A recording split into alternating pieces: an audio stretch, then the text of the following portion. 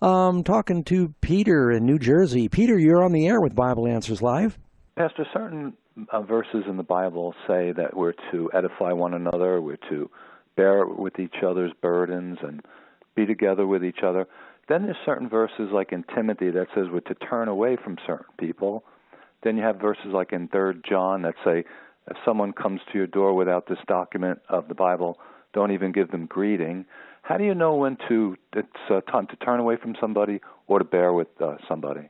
Well, if someone is getting confused doctrinally, your first effort would be to reconcile them, redeem them. Because James says that if you turn a brother from the error of his ways, you will save a soul and cover a multitude of sins. So always you want to be redemptive. When a person is settled in their ways and they're just coming to a church and causing division by false teachings, you don't want to jeopardize the sheep by letting a wolf in. If that person is unrepentant and they're not open to going along with Bible teaching, at some point, I just had a talk with our pastors this week. There's somebody that we needed to deal with that had no intention of following the Bible. They kept coming to the church to try to recruit people for their own teachings, their own group. And we finally had to say, look, this is private property. You're not welcome. Because you're as a pastor, you're caring about the sheep. And if someone says, look, I've got these issues, I'm concerned, can you study with me? That's different. And you try to edify and build them up and help them and teach them and carry them through their struggles. But when a person is settled in their ways and they're not going to change, at some point, don't open your door. Shake the dust off your feet, as Jesus said. I know it sounds a little brutal. Does that make sense?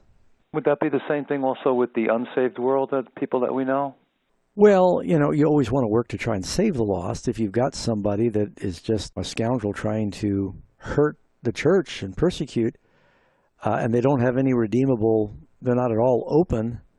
Jesus said, and I know this is really hard, but he said, do not cast your pearls before swine, and don't give what is holy to the dogs. And Jesus said, there's some people, you just got to call them a brood of vipers and move on. That's what John the Baptist did. So you need judgment and discernment because you're dealing with people's souls and you want to be as patient as possible, but you also have to be realistic. Some people, you're just spinning your wheels if you spend all your time trying to turn them around.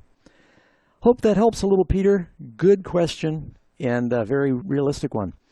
All right, going to talk next to Linda in